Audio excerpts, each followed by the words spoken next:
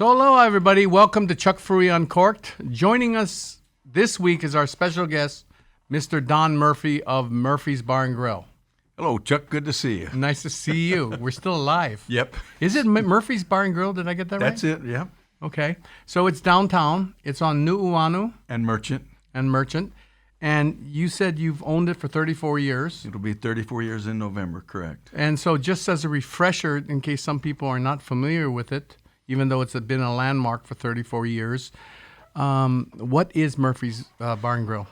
It's basically a downtown local saloon, very family-oriented, a lot of regulars, a lot of downtown people, very few tourists, especially these days, but it's grown with the tourists over the years. It's gotten a lot better, but it's just a, friendly, family-style lunch and dinner place. So I've been in this industry for a long time, right? Mm-hmm. And your bar and your bartenders have always been like the benchmark others are measured by. So you don't only serve drinks, you do it professionally and with a lot of skill. Your bartenders are very famous for being authentic bartenders, so you serve really good drinks. Yeah, thank you. And I've heard that a lot, and it's a credit to those guys. I haven't done anything to train them or anything. They did it on their own, but I've heard that a lot. Now, your foods, what can we say about your foods? It's family style, trying your comfort food, kind of what we do. I think the only fusion you find at Murphy's is confusion. That's what I always say, confusion. Yeah, that's a good one. And that's a pretty good one. And, it's really interesting for all of you. When it comes to charity events, you'll always see Murph there. I mean, at all these golf tournaments, he's on one of the holes, flipping his own burgers and everything like that by himself. He's just, self-maintenance. I mean, just by himself. And he's always giving to the community. He does so much for the University of Hawaii Athletics, so much charities. I think that's why during these pandemic times, you have such a huge local following because everybody knows Murph. They know what Murph stands for. Murph is a brand. And it's good. Your burgers are always so outstanding. Even on the golf course, I would sit there. Where's Murph's station? Tell me what hole he's on. So congratulations on that. Well, everybody loves them on the golf course. By the time they get to us, they're good and hungry. So that's the key. So when you started out, you moved here from California, right? And what made you decide to do Murphy's? I worked for an investment banker out of San Francisco, and I managed properties for him, small shopping centers, strip centers, and things like that. And he had a couple over here, and so we'd come over here on business, and we always came downtown because we enjoyed the downtown area more so than Waikiki because it reminded us more of San Francisco. And that's when Mateo's was down there and all those places. And and then I was in Northern California running a houseboat rental resort that he owned. And he called me up one day and said, "Hey, I just bought the side of the block between Bethel and Nu'uanu, which was Mateo's as part of it, and Jameson's Irish Pub was there." Yeah. He said, "Let's go open up our own place." And I really had a good job. I was really loving what I was doing. I said, "I really kind of like this." And he said, "I don't need you there anymore." I said, "Let's go." It's that or nothing. So came over and thought I'd do it for a couple of years and move on and do something else, and fell in love with the industry and the business, and fell in love with my wife who was working there when I bought the place. So, it was just worked out great 34 years later. Wow. It's so interesting because isn't that a historic building as well? Yeah, it's not a nationally historically registered, but it's historic. It was built in 1891. All those old buildings down there are just classic old buildings. And when you walk in, you feel like you're at home. Yeah, that's big part of that is my wife. That's her. Well, that's her she feeling. is. I keep telling her I know a good eye doctor, but I don't know. She doesn't listen to me. So the two of them are dynamic duo, and Murphy's continues, and it's doing well, I mean, and deservedly so. I mean, the food is good and solid. The drinks are good. The service is really good and very warm and welcoming. You guys do a really good, we often talk about hospitality, on this thing for young sommeliers and young wine professionals and everything. And hospitality is a big thing for everybody here. Yeah. And we talk a lot about it with all these young sommeliers, but you guys live it. You guys live hospitality. How does that become? How does that happen? I don't know. I think it's just a reflection of Marion and myself. I mean, we don't even have a POS system. Everything is done by hand. when the girls go up to get a bar that's ordering, and they order out the drink, they don't punch it in, and I, and it would be so much easier for my wife who does the books if we had a POS, but she wants to look at every ticket. She looks at every ticket every morning at what was there, who was there. She'll say, "Oh, these guys were here," and that's it's just the way we are.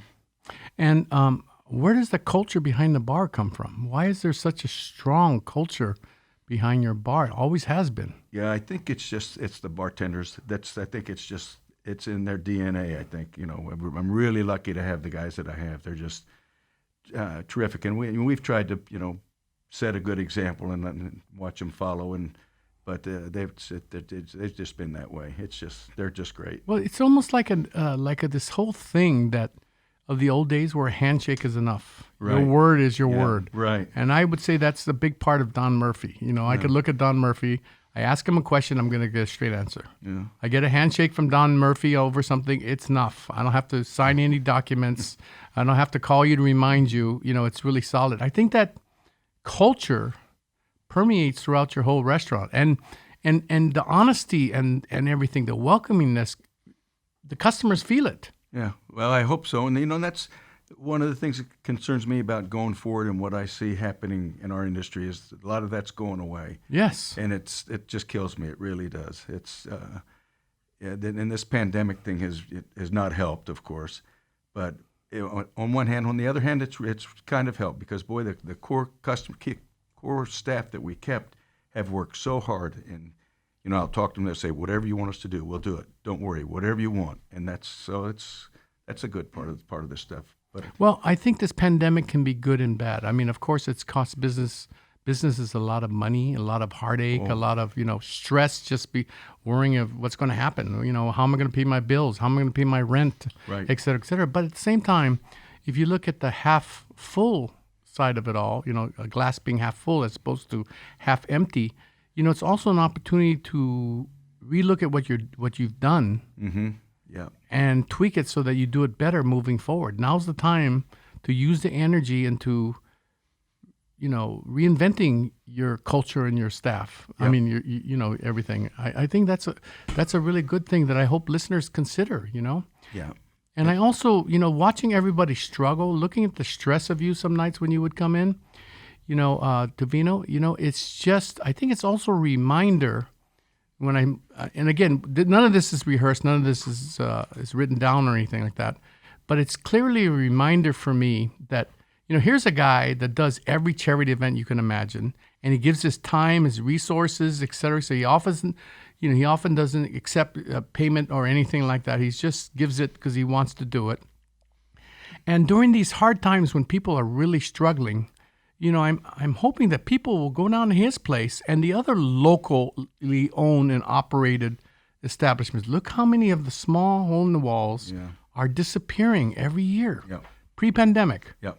And then we see these large corporations. I shouldn't mention any restaurants, but you know what I'm saying. I All know these what you're mainland, saying, sure. these mainland things coming down. Yeah. Even Star Chefs. Some of Yeah. them Star Chefs that come. It's not locally owned. Yeah. And so I think it's really these times also remind me that when you say support local, it's not only about greens and fish and this and this. It's also about the establishments. Let's support those people that are part of our community and give to the community like yourself.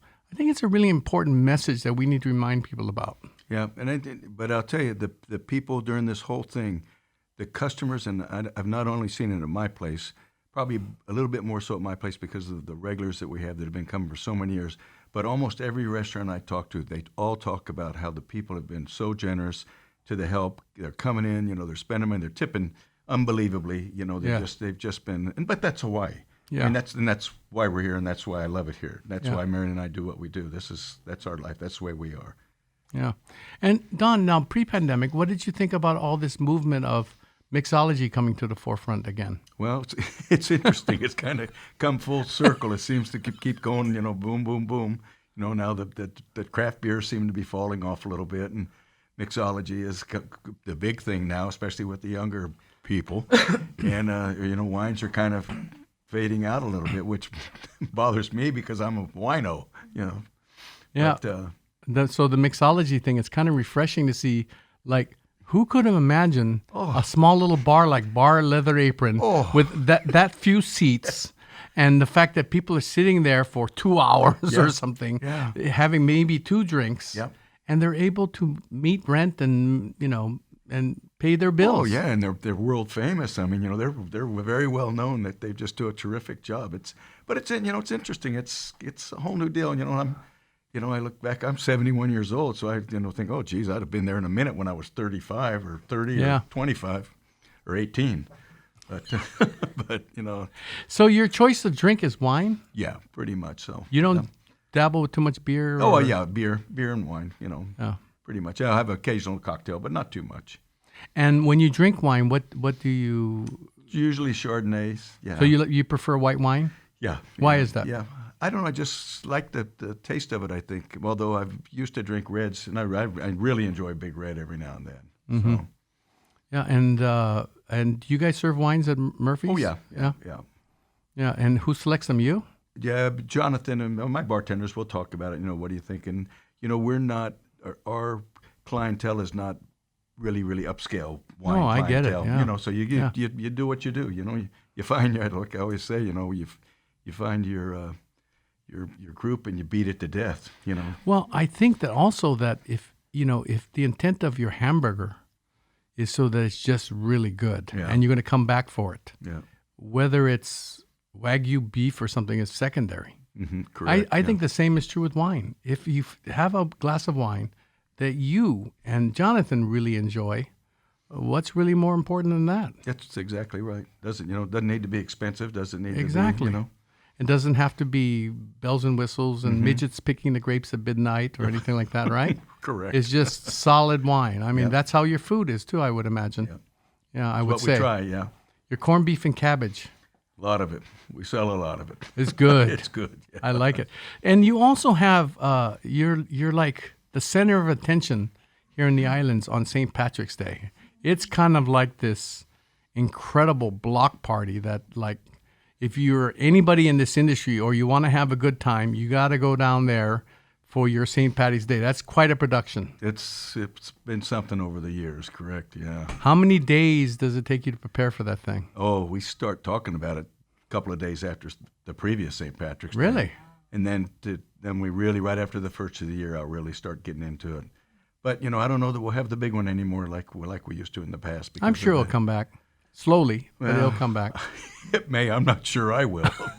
So what are some of the foods that you would serve at your St. Patty's Day? Well, of course, we do our corned beef and cabbage. Then Yeah. we do braised lamb shank, Guinness braised lamb shank. Yeah. Then steaks, a steak sandwich. Then fish and chips, burgers. So give me an example. What's the most popular selling food item? Oh, corned beef and cabbage. So how many orders would you sell on St. Patty's Day? Just Well, estimate. Well, we do 3,000 pounds, so 3,000 pounds? Yeah, yeah, Oh my goodness. yeah. 3,000. What, 3,000 pounds of corned beef? Yeah, yeah. Oh my Of course, goodness. you cook it and trim it. By the time we trim it up and everything, it's But still, 3,000 pounds on one day? Yeah. Oh my! And you cook it all inside Murphy's? No. We'll start cooking. Say like this. Well, the last one we had, I think St. Patrick's Day was on a Tuesday, so we start cooking. We cooked on Saturday, trim it on Sunday, slice it on Monday, and serve it on Tuesday. And I set up in the alley behind my building. There's an alley, Yeah. and we set up 16 burners with big pots of water. And I'll come in about 3 or 4 in the morning and start the water up and everything, and throw the corned beef in, and then the guys will come in and take about 6 and take it over from there. Wow. It's big production. And drinks, and several of our employees over the years have gone there to hang out and work with you down there Yeah, at the various right, things. yeah. And so they said it's a big hoot. It's quite the scene. It's really fun. You must sell a lot of beer and liquor and wine. A lot. A lot of oysters. Really? Oh yeah, we used to. This is the past. Just the past year, we didn't shuck them. We brought them in, the ones that you can snip the band on and they pop open, and then the jars that were already opened. But prior to that, I had a church group that would come and shuck oysters for me for probably about 7 or 8 years. Then they just finally said no more. But Well, we well, we, you we know- do 3,000 oysters. Don, they were being shellfish. And I want to tell you something Here else. comes the jokes. I want to tell you something else. I would look at them and say, "Ah, shucks." Oh, jeez. And if you ever need one to help you, Shuck off. that I'm the guy for that. Okay. That's why they call me Shuck Furuya. Oh boy. Back to the show. That's a good one. I have to admit, man. Oh no, I'm just joking. So Don, when you eat, do you like eating oysters? Oh, I love them. And what do you drink with it when you eat oysters? I'll either have white wine or beer. Really? Yeah. And what, the beer just washes it down, or what? Yeah, pretty much. You know, The wine just washes it down. No, the wine kind of goes with it a little bit better. you Oh, know. yeah? Yeah. And then what do you drink with you? Same thing with corned beef and cabbage, beer and wine. Yeah, pretty much. Yeah. Yeah. And what does your wife like to drink? She's a Chardonnay girl too. She is. Yeah. It's because you drink it, or that's what she always Well, enjoys. that's the only thing I'll buy. So that's no, that's just what she likes. And she's now on a kick where she won't drink anything unless it's a 2017. Really? I don't know why. She's 16, 18. I don't like it. 17. So, Discerning taste. I do. What discerning taste? But she It married. could be Ripple as long as it's 2017. She has discerning taste, but she married. I can't remember. I can't remember this topic. So, Don, what else? Have you? Can you share with us? Some of the changes that you've seen in the restaurant industry that is either good or bad, or just changes. Yeah. Oh, I'd say that the things that I don't know if you'd call them bad, but that bother me most is the not as personal as it used to be. You know, like I said, with the POS systems and everything, and you just don't see the interaction. And I can remember when I bought the restaurant, took it over, and I'd never been in the restaurant business. And I was just floored because at the end of the shift, all the waitresses and waiters would come in and they'd give a couple bucks to the kitchen guys. Thanks, boy, you guys did a great job. Boom, boom, boom. And then that's gone away over the years. It's just, and it's because it's hard to live over here and it's expensive. And Well, it's also now the government said that's illegal. yeah. So I don't think that had anything to do with it, but just the how it's kind of gotten away from that. Although, on the other hand, with this pandemic and everything, it's kind of brought everybody closer together. I mean, all the young people that work for us, they're all like family. I've had one guy that's worked for me from the day I opened. 34 years. He's gone. He's left 2 or 3 times and gone away for a year or so, but then come back. Jonathan, my bartender and manager, he'll be there 30 years this year. Wow. Yeah, I think the least I have that's worked for me is probably 5 or 6 years, and they become family. I can't tell you how many of them over the years I've bailed out of jail. That was the industry of the old days, Bingo. man. Believe me. Hasn't been recently, but years ago. Oh. God, there are several people. I sit there waiting at the police station, waiting for them to. I had to sign papers for them to come out. Yeah. Whew, that's our industry. Yeah. And then it's so funny. Look how many. Hawaii goes through these waves. Sometimes you see build, open, and then all of a sudden you see something happen, an economic glitch or something, and all of a sudden, close. And so right before the pandemic, it seemed like we were in an opening mode. I mean, you saw all these restaurants opening up all over the place. It's crazy. And now with the pandemic, we'll see what happens moving forward. Yeah. It's just it's amazing how undulating it is. But boy, there's a lot of restaurants opening up now, though. I'm just floored at the number of them that I hear about. They're opening up. It's just I'm going, boy, it's a risky deal because we don't know if this thing is over yet. Well, I think that having said that, first of all, if you look at the growth, it's a lot of mainland chains coming here. Yeah. That's number one. True, and so mainland chains are more recession-proof because they have a brand. Yeah. Why does 1,800 people go down to Cheesecake Factory to eat? Why can't 10 of you go to eat at Helena's or some small hole in the wall so they can survive? Yeah. Yeah. I'm talking about local people, not only tourists. Yeah. Oh, yeah. So, I think that's part of the issue. The other issue is that, it's really interesting. Someone was just commenting to me that they were going to sign a lease on a bar. They're going to open a bar. And they said that the real estate agent said this, and promised all this thing. And I said, you got to be careful, man, because you got to make sure everything's in writing, because most people don't look at the small print. Yeah. Oh, yeah. And the biggest thing is CAM. Exactly. Yeah. CAM is, you can't control that. Oh, no. They can raise it anytime. Yeah. It's like buying a condo somewhere. Those monthly rates can kill you. Not only the CAM, but then so many of the guys, especially the smaller, and for lack of a better way to put it, the uneducated guy in dealing with that, they may be tacking on 15-20% management fee on that CAM. Oh. And then they run the CAM through, and everything that they do, they put into CAM. They're going, somebody broke the door. Well, we'll throw it into CAM, get it fixed. Rather than them saying, "Well, I'm the landlord. That's our responsibility." They just throw it into CAM, and that happens a lot. Yeah, I didn't want to say that, but I kind of see that too. Now that you mention it, yeah, it's a crazy time for restaurants, huh? Yeah, but it's also it's interesting, and going forward it'll be a whole new deal. It's fun. It's I love to see new ones opening up, especially if they're local people and and they're just starting out and trying and young, and it's exciting. It's energetic. It provides energy for us, inspiration for me anyway. Yeah.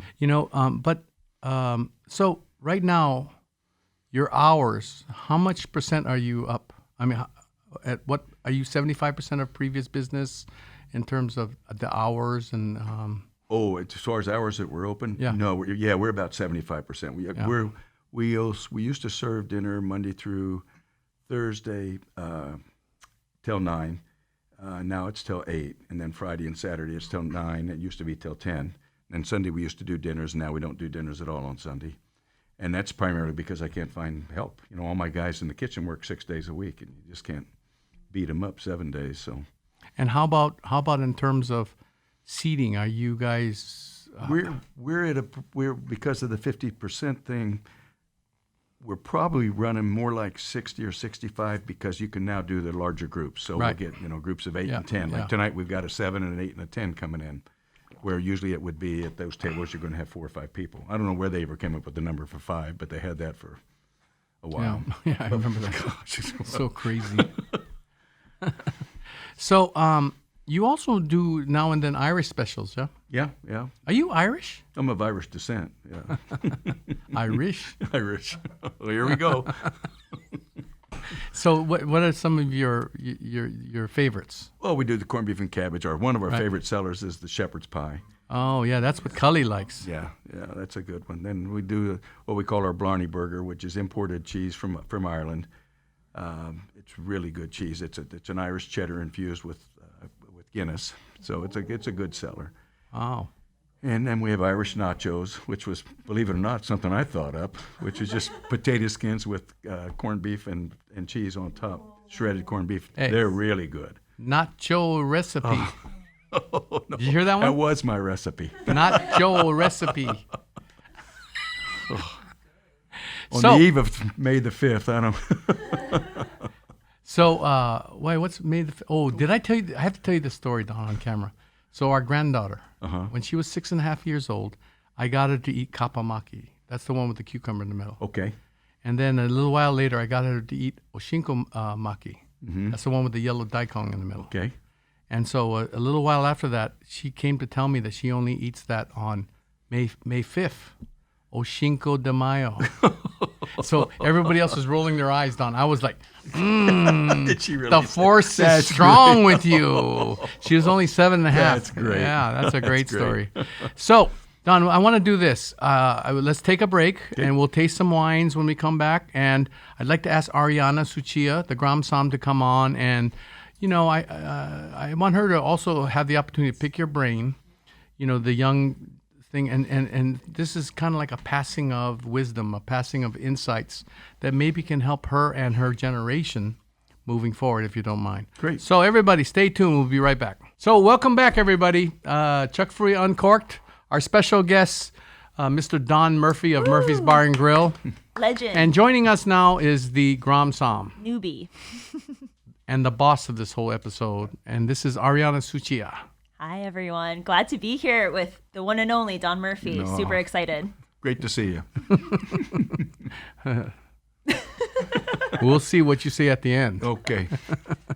So, just so you understand, we're going to do a couple things here. We're going to continue with the talk story. I think it's very important, when we created this podcast, that what can we say to drum up some interest with you all? What can we talk about that would make you have an interest in trying wine and trying to look to enjoy it more frequently, as opposed to liquor or beer? That's the intent. And the second thing along those lines, then that's why it's very important to us to have Ariana and Cully and Courtney here, because, it's your generation. And so I'm hoping that you can have some dialogue with Don and ask questions that your generation perhaps might be interested in understanding or hearing about or fleshing it out or whatever.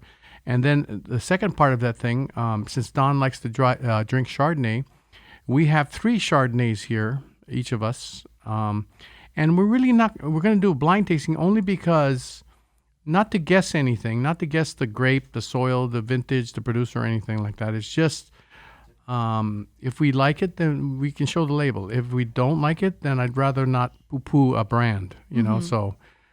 Just about what we enjoy, right? Yeah, exactly. Okay. And it's not about dissecting the wines. It's just about whether we enjoy it or not, why or why not.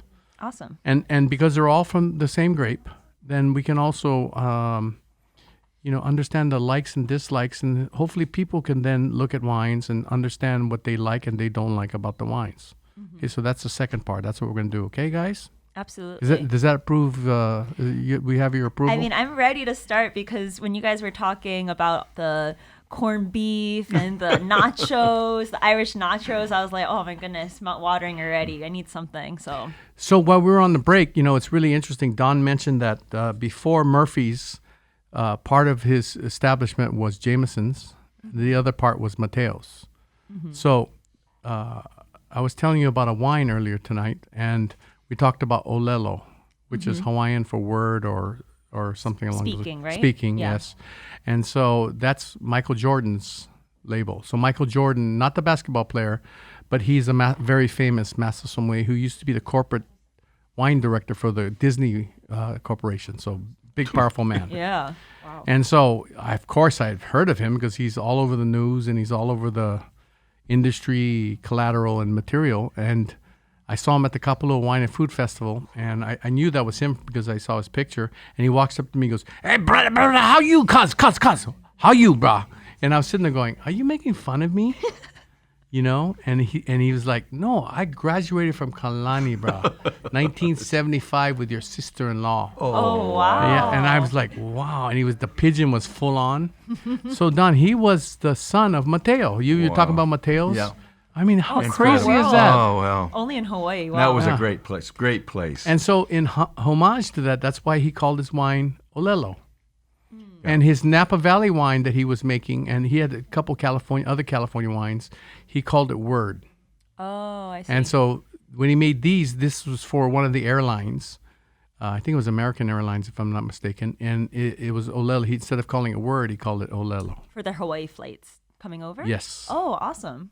Very cool. Yeah, so that's one of these wines that we're going to taste here. I'm not going to say which one. We'll see how it pans out. But I just want to tell that story. That's great. Mateo's son, man. Yeah. Look at him. He's a famous sommelier now. Yeah. Wow. So, did you hear his conversations about the hospitality?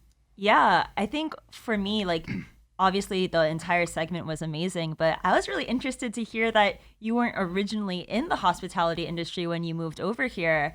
And, starting, at the restaurant where you met your wife and you're sticking with it 30 plus years later, what do you remember your original, aha moment where, this is what I want to do? And, why did you choose to stay in hospitality? Well, it's kind of interesting and very personal to me. I had been here a couple of years, 2 or 3 years, and very good friend with, and I wasn't sure if I wanted to stay because as you go through the thing when you first move over here from the mainland, Hawaii's not always that easy. Yeah. But it, I was at a point where I was talking to a friend of mine who's born and raised here, a very dear friend of mine, and I said, I don't know if I want to continue to do this. And he says, you got to stay and you got to do it. And I said, why? And he says, because you have too much to offer. you've got a good heart, and you can help this community. And he's one of the things that made me stay. Wow, that's And, awesome. Yeah, and it's really, that really hit home with me. And I said, you know what, you're right. You know, if you got to be more important to other people than you are to yourself. To me, you know, and you got to. That's life. And so that's that was the moment when I hit, and then we started doing fundraisers, and that's one thing that I kind of miss. In the early years, I'd get a call up from somebody I didn't even know, and they say, hey, you know, we had a good friend pass away, and we're looking for a place to do something on the weekend. And on the weekends, we weren't even open then hardly, or we weren't open Saturday and Sunday because there was nobody downtown. Oh, okay. And so, you know, can we come down and do a thing, you know, and a celebration of life type of thing? And I'd say, sure, let's do it, you know. And, you know, and we'd, you know, do it for basically break even. But the love that came in from those people, and I could just see, and I just loved doing it. I mean, it was just incredible, you know, people that we didn't even know, and all of a sudden we're hugging, and, you know, and they're just so thankful, and just great family. Even Hawaii is the best place in the world to me. And it just permeates through the people.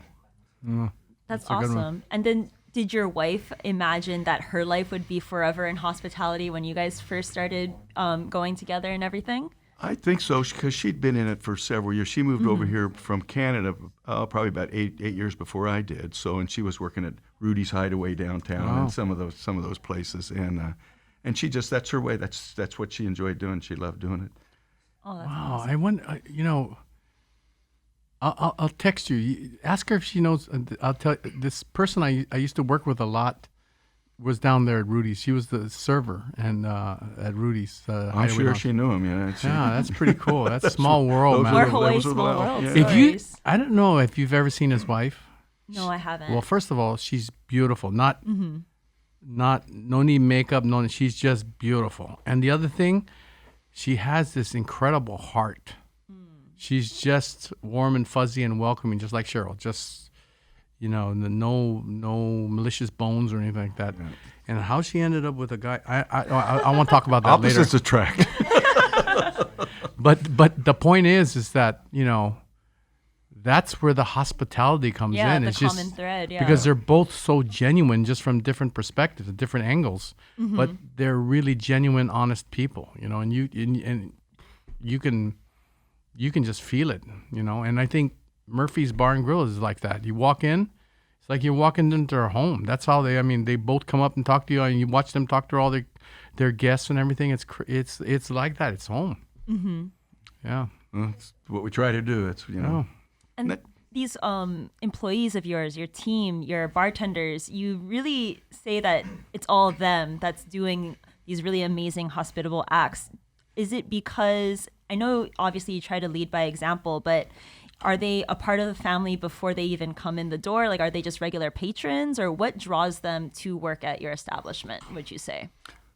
Oh, I don't know. I think they just, you know, they get the job, and then they just grow into that. You know, okay. they just, you know, they kind of follow our lead, and the ones that are there, that's the way that they are. That's the people that they are. You know, and the ones that have left, that they've gone on to do something else. But you know, I remember a couple of guys coming in telling me, you know, how working there changed their life, and they really had a great appreciation for how we treated people and what we did, and they learned a lot. And we've had probably 3 or 4 guys that have worked for us that's gone and opened up their own places and done very well.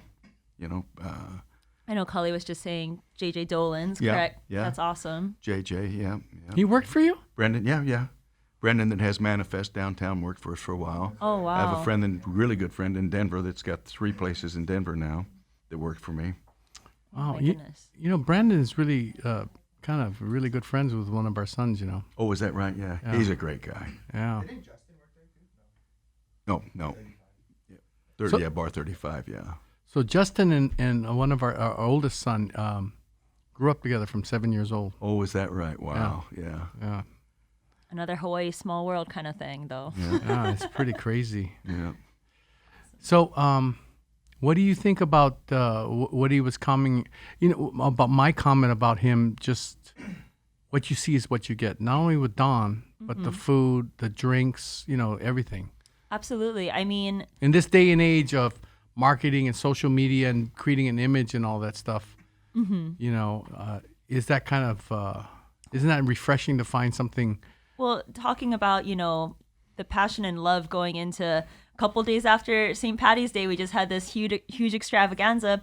Okay, let's already start thinking about it. And Chuck always talks about tinkering and making sure that you're always planning ahead and getting things in line. I think that's a really important, like, old school style of management and thinking that we should, as a younger generation, try to perpetuate going forward, because sometimes we get so caught up in the I love Instagram, but also, oh my goodness, how do we make this the most marketable thing versus actually creating a craft product and craft experience. So I think the idea with this podcast is, how do we take these values that you and Chuck have instilled in your teams and move that forward? So that's why we're really, really excited to have you on. Oh, thanks. Well, that's a very nice way to put it, but that's what we'd like to see is, and I know Chuck, it's a passion with him, is younger generation coming up, and it hurts me to go into a restaurant and look and see, and these guys are all sitting at a table or sitting at the bar, and they're on the cell phone. They're not even talking to each other. I mean, and I'll go home and I'll complain to it about my wife, and she'll look at me and she'll say, "Sometimes you're the same way." And I said, "Boy, you're right." So now when I go out, I try to put the phone up and just go in and enjoy people. I saw a great cartoon in the New Yorker one day. It had a sign behind the bar. It says, "No, we don't have Wi-Fi. Talk to somebody." Oh, yeah.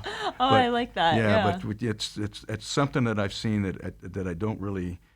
It hurts me to see people that aren't interacting with each other. You got to. I mean, it's all we got. And I've got a couple friends one in particular that I travel with from time to time. And he's the greatest guy in the world to travel with, because as soon as you walk into a bar, which is where we spend most of our time when we're traveling. Wait. I have to read this thing. He's talking to somebody. I mean, he's really? just, it's just, and you meet so many, you meet people, and the small world stuff comes up, and it's just wonderful. And where do you're waking up at 4 a.m. to get the boiling water going for the 3,000 pounds of corned beef. Isn't that an amazing number? That's unreal. Like, I know it must be, because everybody's trying to order corned beef on St. Patty's at Murphy's, but so do you think that a part of that, the grind and you're doing it yourself, how, that's really, really something to be said. Do you think a part of that is getting lost with the, management culture of managing restaurants in Hawaii? Well, I think, probably not just in Hawaii, but nationwide, if not worldwide. It's, because the world has changed so much, with social media and everything. You just, again, you lose the personal touch. And I think that's one of the reasons that I try to work hard and with my kitchen guys. And, and I'll do as much grunt work as any of them. And they appreciate that, and they know it, and then they jump in, and, these guys, when we do a lot of the fundraisers, of course, we haven't been able to do any in the last year or so, but they just enjoy it. They love it. They go, what are we going to do now? We got to get something going here, boss, So they're in it with you, right? Yeah, 100%. Oh, yeah. wow. And that's very heartening. I feel good about that. How many charity events and fundraisers do you think you did in the course of a year in 2019 or before? Pre-pandemic, in other words. We would probably do 5 or 6 a month. Major, the major ones a year. Oh, where we'd close the street and that type of thing. I see. But then, during the year, probably 15 or so. Oh, wow. I did. I sat down one day and tried to figure it out. Somebody asked me. I said, well, that'd be interesting to know. Because I'd go and cook the sliders at all the golf tournaments. Yeah. I've cooked over 10,000 sliders at these golf tournaments, You think you would have learned by now, Don. Think about me, the guy that one of my guys, the cooks that's made every slider for me, has made 10,000 sliders. Wow, isn't that amazing? He rolls them up, puts them on the table, takes a mayonnaise jar top, puts it over and whacks it. Wow. And stacks them all up. Neat as can be. 10,000 times. 10,000 times. And why did you get behind the University of Hawaii athletic program so much? Oh, you know what? When it was the first year that Fred Von Oppen was here, and I decided, I should get more involved with the university, and because it's a very integral part of our community, huge part. And so I just called him up and I said, hey, I'd like to talk to you, and what do you guys need? And he said, what we need? We need a training table. We don't feed our kids very well. And I said, oh, yeah. He says, come up here. And so I went up and he says, this is what our guys go in. they were eating at the cafeteria at that time, and they would go through the line, and the 265-pound linebacker or defensive end would be eating the same thing as the 90-pound little gal from Kali'i. And it was, it was a plate lunch almost. And he said, we don't have the money. And I said, what's it going to cost? And so we went and checked. He said, it's going to cost about $20,000, so we can have at least one decent meal for these kids a day at training table. So that's when we did our first pigskin pig out. Oh, wow. Yeah, and we raised it a little over $20,000 and paid, so we got that. And then it grew, and at the best of it, it was doing like $140,000 a year. Great fun, wonderful time. And my wife would make a handmade Hawaiian quilt for each one. Wow. Yeah. Does she have Hawaiian? Hmm? Does she have Hawaiian blood? No. Oh. She looks like she could, Yeah. And she's so gracious and so kind. And so how many years have you done St. Patty's Day?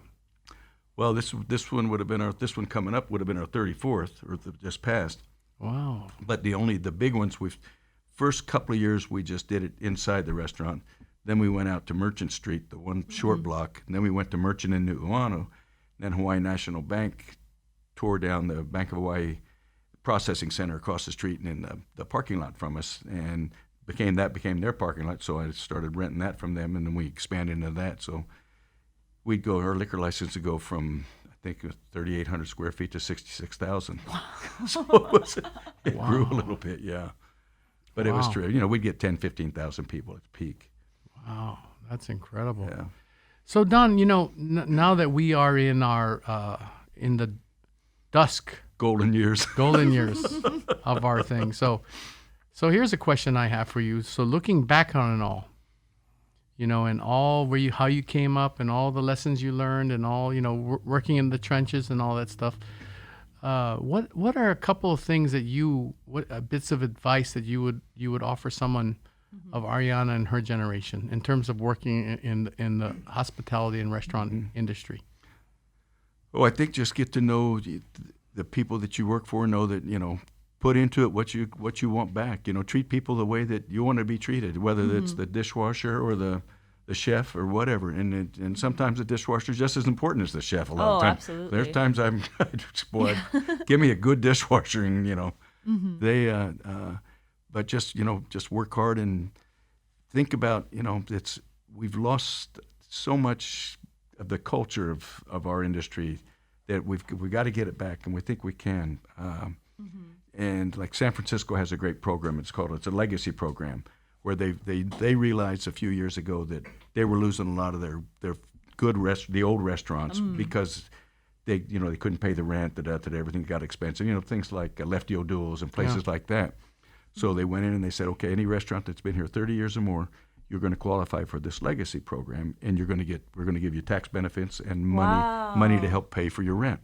And so that type of thing needs to happen in Hawaii. Everywhere, in Hawaii especially, because we're losing so many of the small mom and pops that are so important and that have been here for so long and have worked their tail off, and just wonderful people, and they're great places to go into. Gosh. Well, Murph, I always tell people, when Keith and all the chefs ask me where they should go in New York, it's not all the Michelin 3-star and all the fancy restaurants. It's all the small ethnic hole-in-the-walls. Yeah, exactly. That learn their recipes from their grandmother, and it's been passed down through the generations. So that there's an intent to using a mortar as opposed to a Cuisinart or a blender. Yeah. And we talk about service and the perspective of service that's getting lost, but so is food. Yeah. And so, when you go to Murphy's, you order a corned beef and cabbage, you're going to get a corned beef and cabbage, that's, or a cheeseburger that's going to be, something, that's substantial, something that there's intent, there's a reason for that, right? Yeah. And I think that's also something that's getting lost. Everybody wants to be Culinary Institute trained, and they want to do this and they want to do fusion. And as you mentioned to me, I love that. Well, you heard him say that? Yeah, the only fusion at Murphy's is confusion. Has been for 34 years. That's gold right there. That's comedic gold. Now, how about for you? So he's outlining all these things that he feels, that we've kind of, it's kind of shredding. It's kind of fraying at the edges, important cultural things or important details of restaurants. It's becoming more benign and more about doing covers and efficiency and making sure that this square foot is generating this much dollars.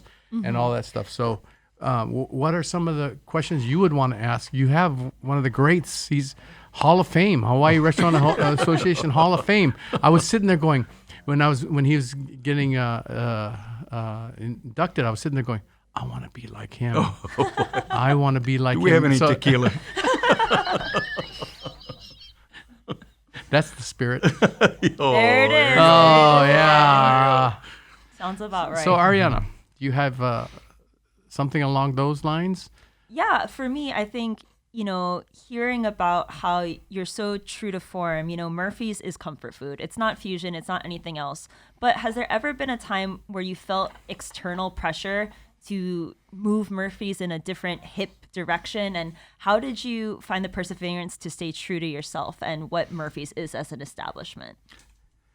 Yeah, I think years ago I probably thought, maybe we should be trying to do this and do that. And then, I finally realized, you know what? Find your niche and beat it to death. You can't be everything. We can't do this and do that. And, like we used to do a big thing on Cinco de Mayo. Big, all Mexican food and everything. And it was great fun for a few years. And then it kind of slowed down. And everybody said, what are you going to do this year? I said, you know what? I'm going to do what the Mexican places do on St. Patrick's Day. I'm going to serve what we serve. You can't be everything. And you just got to do what you can do and do it as best as you can. Because there's always a niche there. You're going to always have the bodies. Yeah. And I think that the guest can they can feel and sense sincerity, right? Genuine, like, hey, I want to go to Murph's because even if it's Cinco de Mayo, if I'm craving corned beef, I want corned beef, right? Or if I want my burger with, this amazing Irish cheese that Michael, my husband, because he's going to see this episode and it's going to be like, can we go to Murphy's right now? Yeah, Cully wants to go. Like, also, side note, how did you find this cheese? Because that sounds amazing. I found it there was a thing at Neiman Marcus upstairs. They had when they first opened up, they had a reception. Oh, and they had all these cheeses, and I got that one, which is called, and then that one, and then another one called Cashel Blue Cheese, which was from Ireland, which Cashel. was Cashel, yeah, Cashel which Blue. I love, but we can't get it anymore. You can. You can. Well, I'll talk to you later about where we can get it because we haven't been able to get it. He's got a cheese guy. Yeah. Do you know that DK's kids are named after cheeses? No. So the eldest one is Brie. Mm-hmm. Number 2 is Chev. Uh-huh. And number 3 is Cashel Blue. Is that right? Cashel. Cashel, yeah. Wow. So, Well, I love that cheese. Oh, so maybe he's getting it illegal, but he would get. I would. I don't go looking. I don't see it in the stores, by the way. yeah, you don't. Yeah. But he would get some.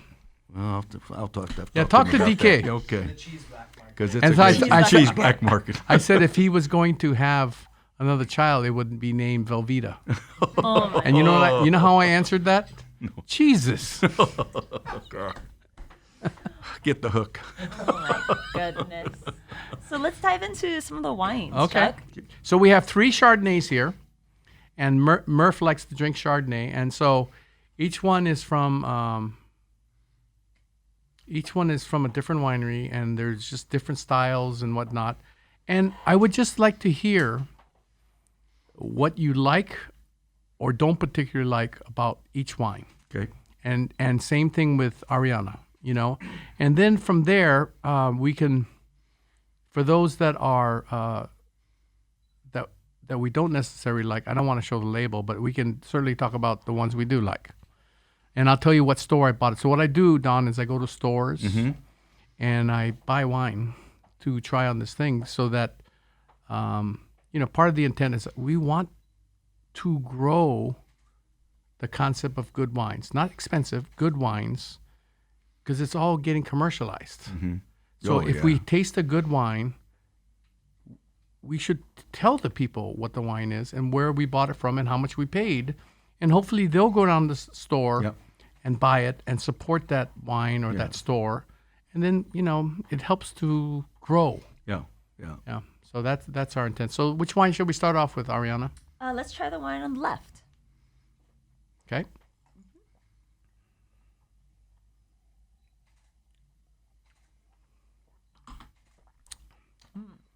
Okay, Don, knee-jerk nice. reaction. I like it. Why do you like it? Just nice and it's refreshing. It's kind of got a little kick to it. Yeah. Yeah. It's got like this uplifting Yeah. sensibility to it.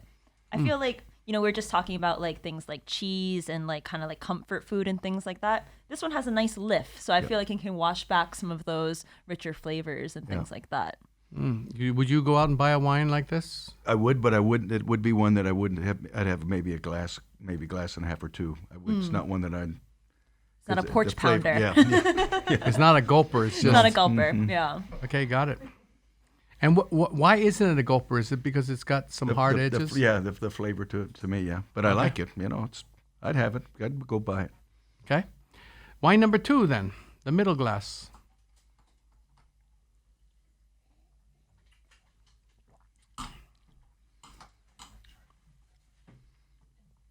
Just as well. It's a little more mild to me. Yeah. And it's very nice. Pretty velvety, just Yeah, kind of yeah, smooth. yeah. Yeah.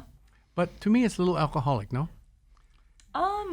It's got a. It does have it's a little got more, like a yeah. bass note kind of heat in the back, but I See, think he it's, likes the alcohol. He feels he's getting his money's worth.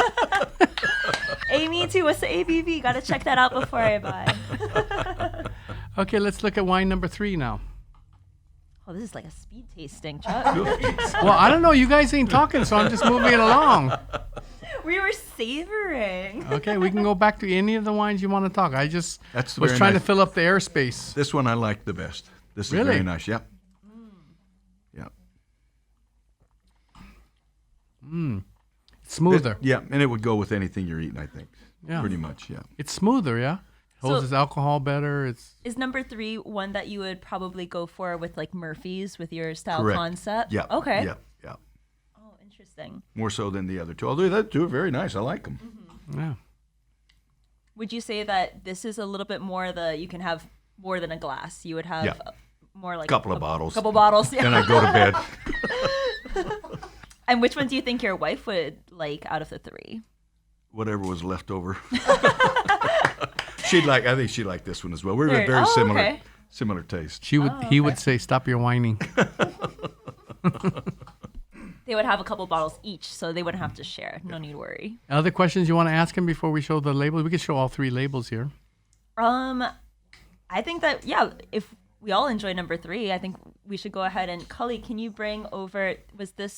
Which one was this, Chuck? Number 3. I don't know. The Ballard. See, I prefer number 1 for myself. Okay, let's. So Don, let me explain to you. Number 1, number 2, and number 3 are about apple, pineapple, pear, aromas of the grape. Yep. Okay. Wine first one we tried is more about the soil.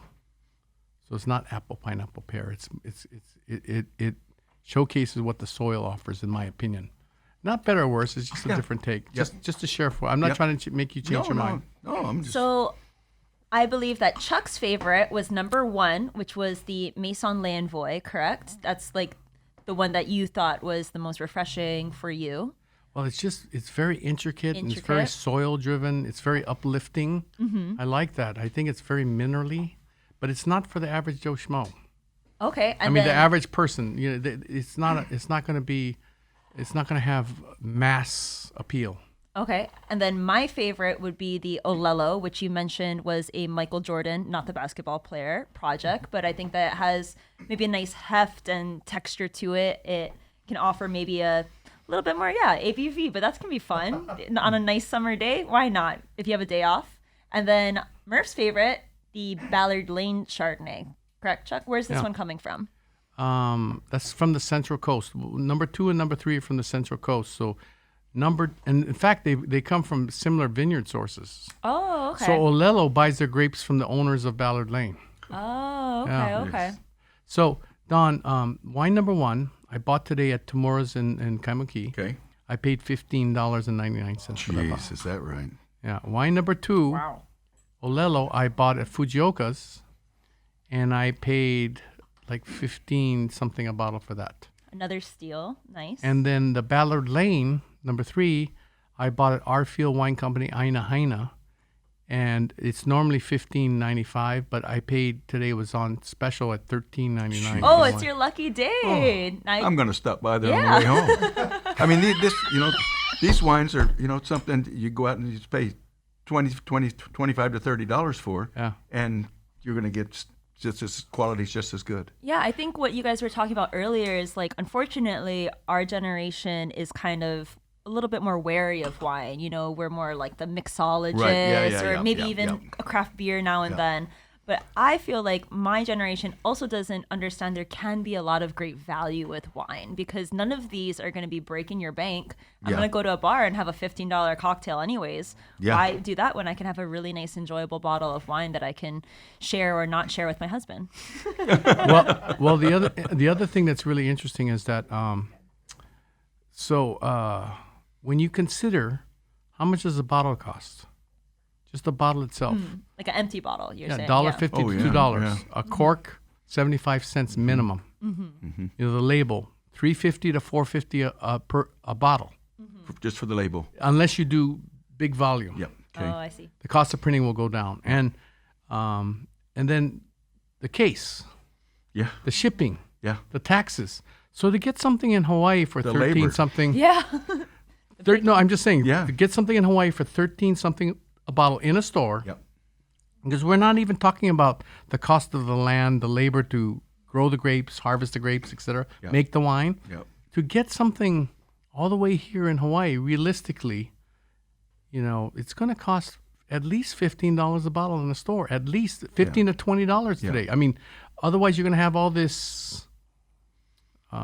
What's the word? The politically correct word I want to use. You're going to get all this enhanced wine, things that they cosmetically put together. You Right. know, I mean, so, you know, I think these are really earnest wines. I think they're really good, reputable wines. I mean, from really top-notch people, in my opinion, like Michael Jordan, and these people that the Ballard Lane, they own some of the best vineyards in California. This is their own project. And then you have the first wine, which is this visionary. He's an incredible wine mind. His name is Mark Tarloff, and he created this wine out of Burgundy with some very top winemakers. And I bought it at Tamura's yesterday for $15.99, and my wife and I therefore bought multiple bottles because it Yeah. was just like, and this is not their regular Bourgogne Blanc. This is their Via Vine. This is their old vine cuvee, which means something to me, only because it's this guy, and Yeah. you know it's going to be these 40, 50-year-old vines. Yeah. You know, so it's something special at $15.99. There's I'm value like, there. Yeah, for sure. yeah, so it's just a little bit of research you can find these wines. But again, this one was Tamura's Kaimaki. Olelo was Fujioka's Market City. And the Ballard Lane was Arfield Wine Company, Aina Haina. Heine. So I just go in the stores and I look for what I think Yeah. is good wine. And I just buy it, you know, and then here we are trying them. Now, do you pretty much know the labels when you do that? You know about Yeah, the wine pretty before much. you buy it? Yeah, because Yeah. that's your life. Yeah, that's my life. Yeah. Well, luckily, that's why we have this podcast, so we can all just glean information from Uncle Chuck here. Got that right. He's Yep. pretty. Well, I think it's something to be said, too. You know, we're talking about, like, the cost of the bottle and, you know, the cork and everything. And also, what's interesting is that a lot of the little mom and pop wineries also don't have as big of a marketing budget. And it's really interesting to parallel that to when we're thinking about our mom and pop restaurants, which don't have, you know, maybe money for social media managers or big adverts in the magazines and things like that. So I really like how the message kind of ties in together where, you know, we should be supporting these kind of smaller, more boutique establishments for sure. So Don, you know, my son signed me up for all these Facebook groups, wine groups, and oh my God, you should see that one has 20-something thousand members, and one has, you know, so and these people talk about all kinds of things about wine, and I was sitting there, and you know, it's apparent that people do. They Google you to see who you are. They're making these comments Sure, and whatnot. yeah. So. And so it's become apparent that some of these people, because I didn't say who I was or what I do, but they've Googled me. And so they were asking me at one point, what do I think about the Maui wine? Because they went there, they stopped there, they tried the wines, and what the heck, you know? And they were sitting there going, is it a novelty or what? And I showed them this little video I took of the principal. And her name is... I can't remember now. I'll mention her name a little while later. This is the head winemaker or No, she's just She owns the thing. Oh, She okay, okay. started there as a young person. Okay. But the point of the story is, here's this lady. So Hawaii, we don't have dormancy here, which means you need sleep, so do the vines. So we don't have a winter where the vines shut down and sleep. Right. So it'd be like you working 24 hours a day times 7 days a week, so you're not going to survive. Yeah. Neither will a vine to produce good fruit. So we don't have dormancy here unless you go up Mauna Kea at 6,600 feet and up. And then you have water issues because it's always misty and whatnot. So, for her to persevere doing this for Paula Hegele is her name, by the way. For her to persevere doing this for 44 years. Oh, boy. Don. And the other thing that happens is that, because we're a tropical climate, they have diseases and pests that no one would know how to address. It's hard enough growing grapes in California. The disease and pests catch up sooner or later. So for her to persevere for 44 years is pretty amazing. So all I could comment to these people were, she deserves your support. Right. Yeah. It's the right thing to do. Exactly. And so we would pour her sparkling wine by the glass at Vino and Sanse and et cetera, et This cetera. is the Lokalani Rosé. Yeah, just to support, Right. you know. You got to do that. And it's the same thing like restaurants, right? Yep, Support exactly. these small mom and pops. Can't 10 of you leave this major corporation thing and go eat Yep. that. That's how we can have the best of both worlds. Yep. I'm not asking all 1,800 of you to go. Yep. Just 10 of you a day. Yeah. Very good. And it's the same thing with these wines. So, that number 3 is family owned. Number 2 is buys from number 3 the grapes. He gets all his grapes. Yeah. Now that I think about it, I didn't intentionally do that, but, it's just so funny. It's just so funny. Other questions for Don? I'm just excited to share a drink with you. I think I want to do a cheers with everyone because we haven't done that on Uncorked in a while. Cheers, everyone. Cheers. Cheers. Sláinte. Thank you. Irish. Don Murphy, Irish. Have you done like 23andMe? Do you know how much Irish you actually are, or just full? No, I didn't do any of that. So Just Irish at heart. That's all that matters. Yeah. Can you imagine me doing that? Oh, he's gonna make like a I'm not no poi dog joke because I'm always the poi dog. Or- So No, I'm just saying, he and I are very similar in many different ways, man. Right? that's true. It's That's become true. very apparent. Yeah. That's not a compliment, by the way. I got you. So, thank you, Don. Thank you. Enjoyed it. I appreciate You it. bet. We can do it. You Yeah. bet. There we go. Whatever. Ariana, thank you again. Thank you for having We me. hope you enjoyed this episode. Again, the legendary Don Murphy of Murphy's Bar and Grill, Hawaii Restaurant Hall of Famer. I was sitting there in the audience going, I want to be like that. Oh one day." boy, you don't want to be like me. And then we have Ariana Suchia, the Gram Sam. So thank you all for tuning in. Until next week, aloha, everybody. Aloha. Cheers, aloha. Cheers.